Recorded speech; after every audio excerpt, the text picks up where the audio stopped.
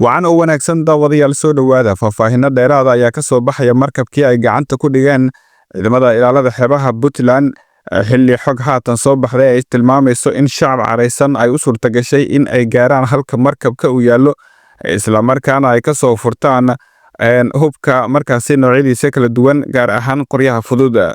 sidoo kale Jubbaland waxay wadaa howlgalladii ugu dambeeyay oo ay ku baacsanayso kooxda Al-Shabaab xilli ciidanka ammaanka Jubbaland saacadihii la soo dhaafay ay sameeyeen howlgallo culus oo isdaba jooga.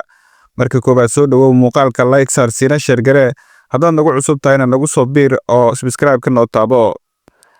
warar kala duwan ayaa ka soo baxaya kiiska la xiriira markabka xamuulka ah ee hubka u siday dowladda Soomaaliya ee shalay gacanta ay ku dhigeen ciidamada badda ee Puntland xilli uu marayay xeebaha gobolka Bari.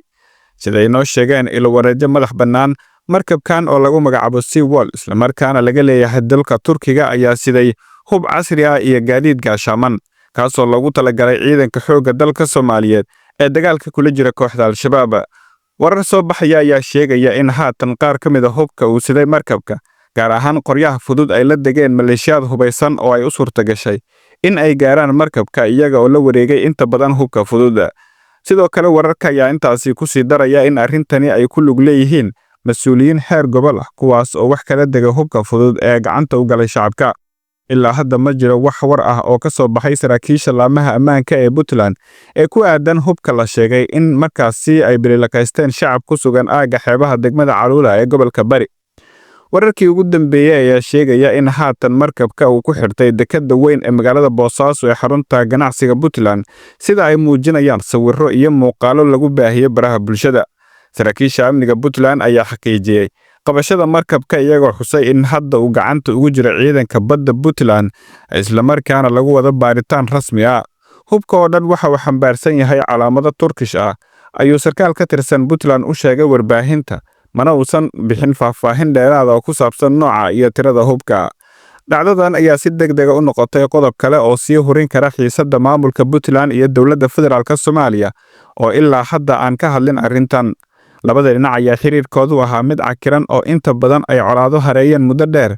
milkiyadda markabka oo la sheegay in Turkiga uu leeyahay iyo halka uu ku socday ee Muqdisho ayaa dhalisay su'aalo culus gaar ahaan marka la eego iskaashiga xooggan ee dhinaca difaaca iyo dhaqaalaha ee ka dhexeeya Turkiga iyo dowladda federaalka Soomaaliya.